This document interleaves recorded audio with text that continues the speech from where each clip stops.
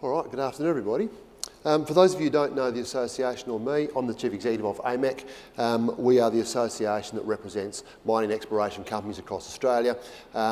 We represent around 300 companies with projects in every state and territory of Australia, and our mission essentially is to increase greenfield and brownfield exploration across Australia, to reduce the cost of doing business, and also to remove red tape and to streamline the approval system. Anything designed to make it easier for exploration companies to do their work and mining companies to do what they do best. I'm going to talk to you today about some of the longer term trends. I am, and the association is very positive about the outlook for the industry, but I'm going to take you through some of the stuff that are long-term challenges that still have plenty of time to be addressed. Firstly, I'm looking at some of the work done by Richard Shoddy from Minex Consulting. What it essentially tells us is the cost of discovering a deposit is now 50% higher than it was a decade ago. That to maintain long-term gold production at 2017 levels, we must at least double the rate of discovery. And the forecast average depth of a discovery is rising by 10 metres per decade. So essentially what that means is by 2032, 50% of Australia's gold production will be from undiscovered deposits. Now I think in fairness, what that underestimates is the ability of existing gold miners to extend their deposits and be able to extend the life of their mines, which they've proven to be able to do over many years. And so we've heard about things like the gold production cliff that was forecast more recently by the Chief Economist's Office. You can say with great confidence that most of those mines that they are predicting to close will continue, and the announcements over the last 6 months certainly demonstrate not just the exploration efforts those companies are making, but the significant advances they're making in being able to extend their mine lives.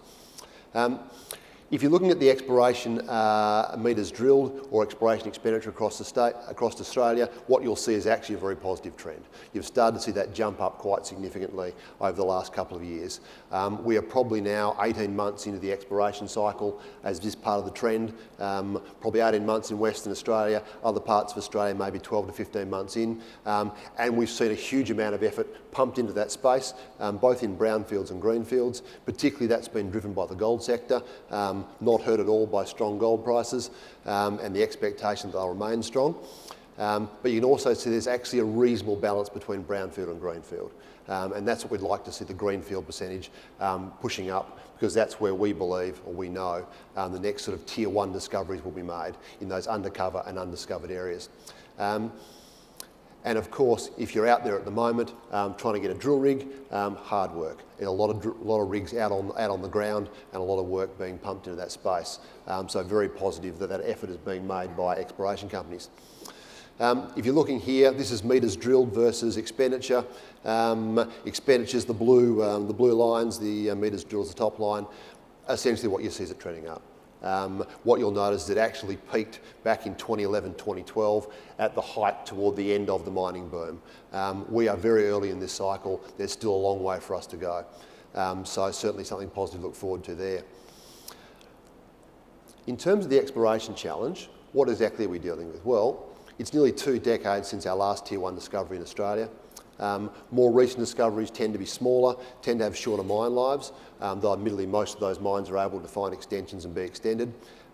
We're expecting those discoveries to be further undercover, which means more complicated mining techniques and indeed more cost. And of course, our future, our industry, is very heavily dependent on exploration driving and generating the next round of projects. So we need to be seeing that effort, and it's very encouraging that we're seeing that investment being made and indeed that work being undertaken. Have a quick look at some of those prices. Essentially, iron ore and nickel are going pretty well. Now, there's outside factors about why that's happened. We've heard this morning about what's happened in Indonesia and why that's contributed to the nickel price. Obviously, we're all aware of what's happened in Brazil with Vale, and indeed huge amounts of iron ore being pulled out of the market. That will, of course, come back in. But if you look at the longer term projections, although prices fall off some, they're still pretty strong compared to where they've been the last few years. And certainly, major new iron ore projects being advanced in Western Australia really reflect the majors' belief that there's a strong market to be providing into and billions of dollars will be invested in those spaces. The gold price is at near record highs and seems to be expected to stay there for a long period of time. That's what's driven the very substantial investment and exploration in the gold sector. You've seen a lot of our member companies pivot towards their gold assets and see if they can ramp them up quickly. I'll skip over copper.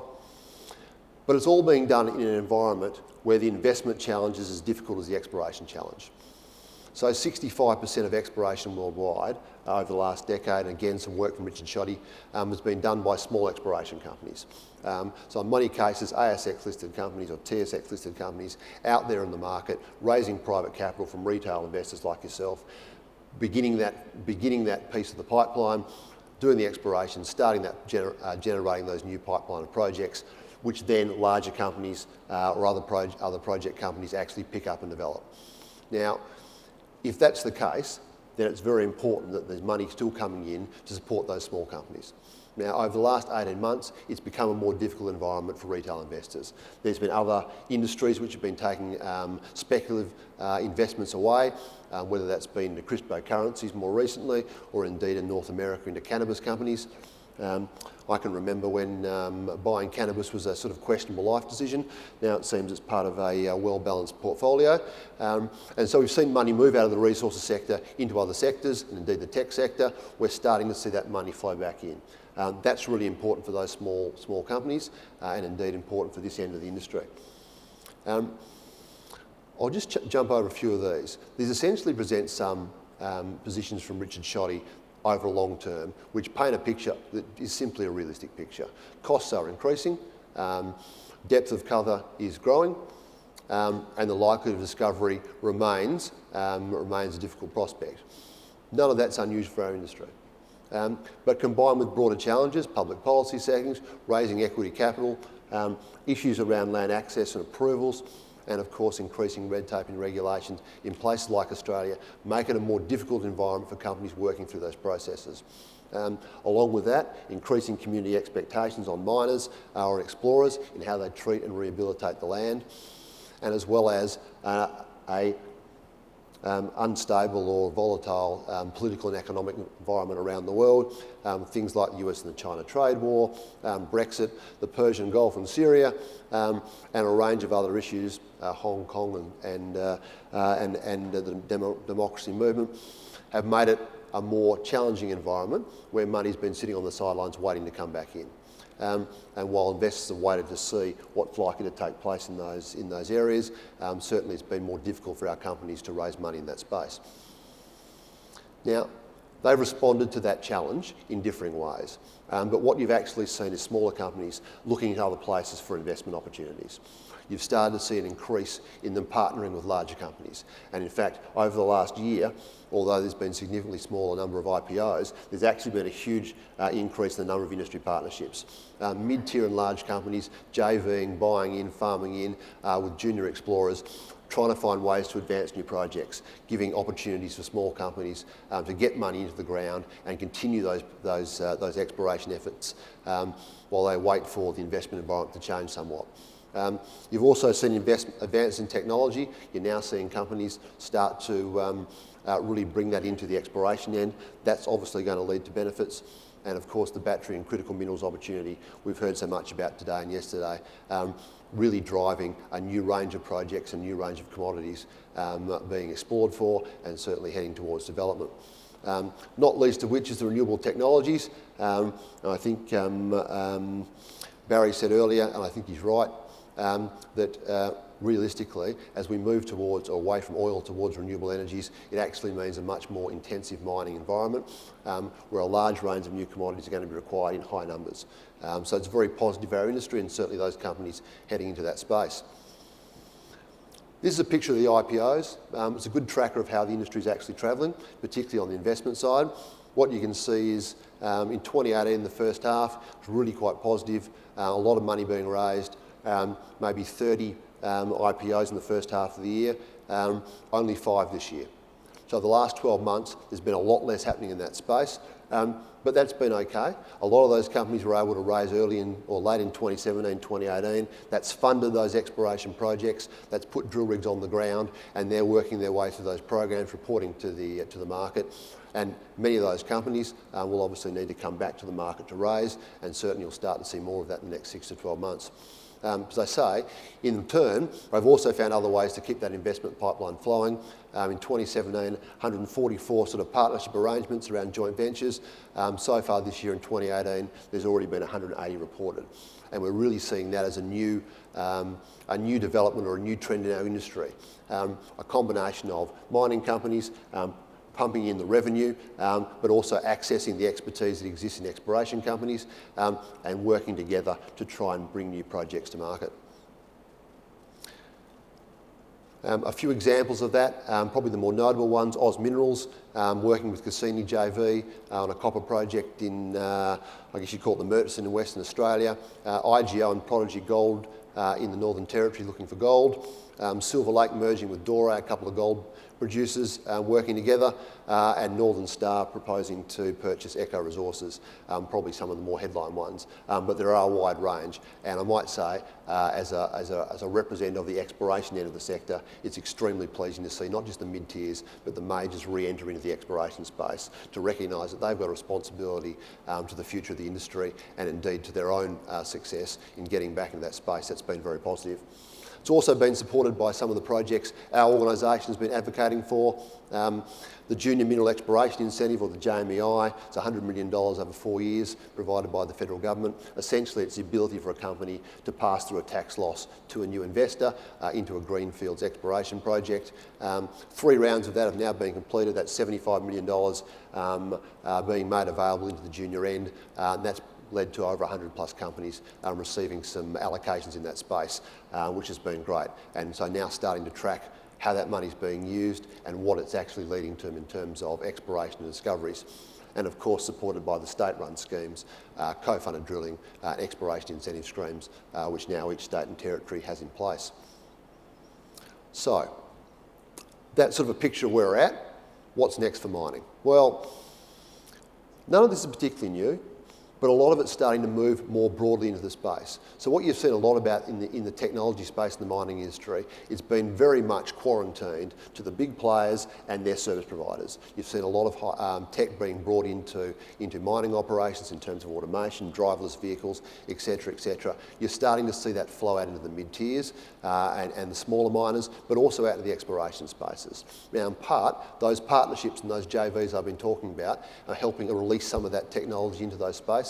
But you're also seeing it being advanced by companies who recognise that as we go into deeper cover, as we go into more undercover or underexplored areas, that actually that innovation and that additional technology is going to be a difference maker in terms of their company versus others doing things in older ways of exploration. So we're slowly starting to see that creep back into our industry. I think that's extremely positive. We're also seeing more in the remote operations space, again in mining operations. That's an efficiency that's helping bring costs down and enable companies to really drive that margin up and to improve the proposition for investors. And of course, we're actually seeing some innovation now in the fundraising space. Cryptocurrencies backed by commodities, indeed future gold that PCF has launched this year is another exciting innovation in that space. It's finding new ways to access new pools of investor funds coming into our industry and attract more people back into the resources industry more generally. So I think that's a very positive move, and certainly we're very supportive of seeing those changes taking place. You'll actually see some technology and regulation, and this is actually a space that will reduce costs for everyone in the industry. Truly online approvals instead of pad and paper, blockchain for authenticity, automation of compliance. You're slowly starting to see government departments actually bring these things in. Real-time monitoring, not to mention things like use of drones rather than sending someone to site, or digitalisation of records. All of these offer actual advantages. They might seem like 1%ers, but in truth they make a big difference, particularly for companies trying to enter the industry or emerging entrants. If you can reduce that cost, you're going to create a lot more opportunity for companies to work their way through the process and for more of those projects to see the light of day. And of course, you're seeing hard tech, particularly in our end, in the exploration discovery with discovery techniques, drilling techniques. There's a range of cooperative research centres that have been set up around mineral exploration, around future battery industries, and indeed around ore and operations, all of which are slowly starting to bring that technology into the industry, and it's starting to be rolled out on site. All of that has value, as indeed does the advances being made by service providers and government in the spatial and geological mapping spaces, the great work being done by many of the geo-surveys around Australia, and of course in operational workflows and the general efficiencies being driven into operations. I don't want to linger too much on critical minerals. It's been talked about a lot today. Other than to say, I think the opportunity that we've experienced, and as someone based in Western Australia, or headquartered in Western Australia, we've been at the forefront of that conversation for the last 2 years, really trying to drive home the opportunity that exists not just for explorers and miners, but in the downstream and value-adding process. Western Australia's taken a lead in that space primarily out of good fortune. The world's largest lithium mine, or spodumene mine, is located in Western Australia and has been for 40 years. The battery minerals opportunity arrived more recently after the development of the lithium-ion battery, and suddenly we found ourselves at the forefront of a developing industry, and a large number of companies are leaning into that space, looking for those opportunities, and it's important to recognise that opportunity is much more than just lithium. Much more than just copper and nickel. It's graphite, manganese, rare earths. There's a wide range of these things that have sometimes niche opportunities or niche markets to sell into, high purity minerals, but essentially there's a long-term demand curve that simply goes up. It's a very positive space into, and despite some recent hurdles or some recent hiccups in the lithium space, every confidence that it's going to continue to grow. So we've been very active about that, in part because we want to see our companies and our state realise greater value for the minerals we own and export, and this gives us an opportunity to be in at the ground floor. And I think that's an opportunity that doesn't come around very often. We often lament our failure to do so in Australia, that we're very good at exporting bulk exports, but not very good at value adding locally. This is a huge opportunity for us to do that, and you've heard from some companies today. We certainly have some fantastic proposals in that space, thinking of purer minerals or clean tech, some really exciting projects. I won't touch on the growth and demand. You've all seen those graphs today. What you will be aware of is the declining price in lithium. CRU spoke about that today. Now, I think it's fair to say that China and Chinese companies are clever and strategic in trying to drive down the price, but there is a genuine problem in the processing of lithium hydroxide. Those plants that have been being built in Australia and overseas have taken longer to complete than was expected, and they have formed a blockage in the supply chain. The first plant has been made, has been commissioned in Western Australia, probably 6 months after due date, in part because the technical expertise and the technology involved is much more significant than perhaps many people realise, and has been a much differing challenge, and certainly that same problem has been encountered around the world. So in that space, for Australian companies looking to get into the downstreaming process, we've got a very big technical expertise gap to overcome. We can either develop that ourselves through R&D, or we can find international partners to joint venture with, to work with, who can bring that technology to us. That's the approach we've taken in Western Australia, and it's one that's working quite well. In the renewable energy space, there's no doubt there's changes happening here. Many of our companies, in fact most of our companies, as they develop new projects or indeed continue to look at their operations picture, are looking to go to be more carbon efficient, to provide more renewable opportunities on their site to provide power, both for cost efficiencies but also to meet community expectations. Certainly in a regulatory environment, it is becoming much clearer that government has higher expectations in that space. And indeed, the last year has seen a very substantial public conversation in Australia around carbon emissions and how we are going to reduce our carbon emissions footprint. Our industry is on both ends of this. We're certainly an emissions creator as part of our projects. That said, without our projects, most renewable technologies simply aren't possible. It is going to lead to a very significant mining intensive effort in order to provide the minerals and materials that are needed to make these renewable technologies. That is a big opportunity for us, not just in the development of technologies here in Australia, but in the export of those minerals overseas. We are living in a world that now has more significant and evolving community expectations. Social licence to operate is a genuine and significant concern, particularly where mining is near communities. And you've seen companies respond to that, both in their efforts early on, when they're accessing land to talk to landowners, talk to communities about what they're trying to accomplish, but also in the roles they play in their communities, and indeed in terms of social and community contributions, local projects. So you're seeing a lot more in that space. I wouldn't go as far to call it innovative, but without our companies putting that effort into local communities, particularly in regional Australia, it's very difficult to see a lot of those types of partnerships or types of projects actually getting off the ground. It's very difficult in regional areas, and the mining industry is a huge supporter of those communities. I'll talk very quickly to you about some of the things AMEC's been pursuing. Obviously, we do advocacy to state and federal government, and indeed push forward policy ideas or concepts that are designed to maximise Australia's natural resource potential, to try and drive cost out of the regulatory process.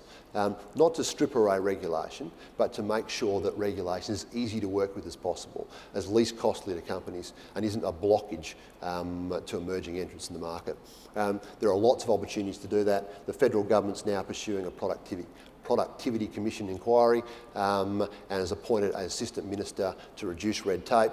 We're working with the federal government to do that, and of course advancing those projects that try and put money back in that space or incentivise exploration, particularly in greenfields areas. The JMEI I've already talked about, and indeed the co-funding schemes around Australia. And look, there are some positive steps. Last year, Minister Canavan created the Resources 2030 Task Force, which was designed to take a look at our industry and what it needed to do over the next dozen or so years to 2030 to really advance its cause.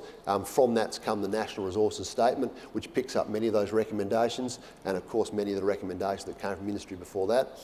There's a Productivity Commission review, an EPBC review this year, which gives another opportunity to start to thin off some of that environmental or green tape. And we've seen significant support through Austrade and the state trade offices to try and support trade and investment attraction back into Australia. That's particularly critical in the critical mineral space, and certainly identifying those potential investors or indeed those potential partners has been particularly important. Other issues in front of government at the moment, the R&D tax incentive, very important we retain that. It's particularly critical for investment in the research capacity in our companies, not just for things like pilot plants, but for those efforts as we move into areas that potentially are new products coming out of the battery mineral space. And of course, each state and territory government now has some kind of resource strategy that they're working to implement, and of course our association, our members, working hard to see those implemented. So looking ahead, there's a lot of reason to be positive. We're early on in the exploration cycle. We're 18 months into the second year of it. This cycle's going to run a lot further. The reality of what we learn from past trends is the discoveries don't occur in the first year. It takes a little longer than that. Normally you see them occur in years 2 and 3. Substantive evidence to companies proving up their investment, better targeting the tenement packages they have, starts to bring good news into that environment. We've started to see some of that recently. Last year with Greatland Gold in the Pilbara. We've seen good stories around copper with BHP and Rio Tinto, and more recently with Staveley Minerals in Victoria.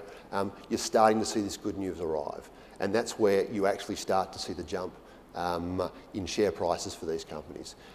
Nothing sells success in our industry like discovery. Discovery attracts people back into our industry, and certainly that helps drive the next round of projects that will help fill the rest of this mining cycle. As a way of example, I'm following on today from RNC. Every time Beta Hunt makes another announcement about a gold nugget find, I get a phone call from all over the world, from North America to Europe to South America, often not that informed, asking things like, what is a Beta Hunt? It's a gold mine. Where is it? It's in the goldfields. Why is it called the goldfields? Okay, I think you need to do a bit more research and call back. But realistically, it's these types of things that gather that attention. It's these things that break through from the industry circles into the public consciousness. And when it's those types of discoveries, and we're talking about potentially very large discoveries, it really gets the excitement running in the industry, and that's what fuels the cycle. So we're confident that a strong demand pipeline for critical minerals and other minerals is there. We're confident we'll find our industry able to meet that and to bring new projects forward. And indeed, we're confident that they'll be able to make those discoveries that meet our existing need as well as our future need. The story for Australian minerals and resources is very strong indeed, and I thank you very much for being a part of it. I hope you enjoyed the 2 days. Thank you very much. We might have a moment for a question. Waaren, is there a question from the audience? We're just about ready to wrap up. One from Barry at the front. So we need a microphone. It's just coming now.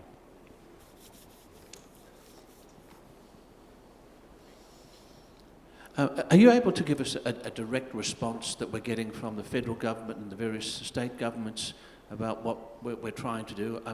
I was down at Wagga for that New South Wales government and Victorian government conference, which was showing that they were doing some quite significant things at the geological survey area. But what sort of support are we getting from the other parts of the bureaucracies? Look, it's not all bad. Let's start by saying that. The reality is the geo-surveys around Australia do great work. They're extremely supportive. The information that they provide is extremely valued by members. No complaints. We'd always like to see those organisations better funded, and we'd like to make state governments probably give a higher priority retaining those very skilled staff members. We're getting a mixed message around approvals, is the truth, and that's from every state jurisdiction.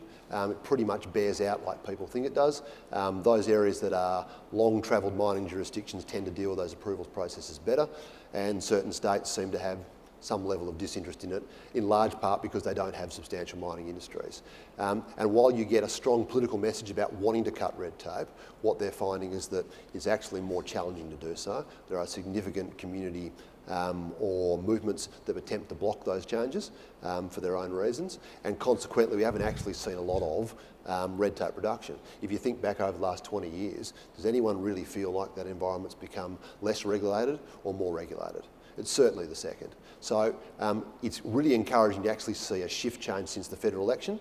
So what happened, particularly in the electoral results in Queensland, has certainly changed the way political parties and state governments and the federal government are seeing the mining industry and how regional Australia looks at it. And we've got a much stronger message back that government's serious about addressing those issues, and things like the Productivity Commission review, a Minister for Red Tape Reduction, a more targeted effort has become obvious in the last 6 months, and a change in the attitudes towards particularly, I guess, approvals that might require some environmental considerations have become more favourable towards industry. So we've certainly seen a step in our direction. The question now is, can they translate that into action that is meaningful for industry? And that's what we're trying to hold them to. And Waaren, one last question maybe from me, and it's sort of implied in your presentation, but what are the 3 main reasons any company should be a member of AMEC? Oh, thank you. There are lots of great reasons, but I suppose the first one is this. If you're a company that's looking to explore or to mine, the reality is you've got an awful lot on your plate, and there's a huge number of things that go on at a government and regulatory level that you simply don't have time to be across. Being a member of AMEC makes sure that you don't have to worry about that, that we'll take care of that, and if indeed it's something that's going to affect your company or impact you, we'll be in touch to let you know what's going on and to work to advance and protect your interests. We also arrange a wide range of partner benefits, discounts through insurance and other opportunities with our members that allow you to save money, and it gives you to be part of an industry that is very much around relationships. If you're building your business, you're looking for partners, you're looking for suppliers. The reality is those business relationships are built around personal relationships, and being part of AMEC means being part of the industry community. So with that, here are my 3 reasons, Liam.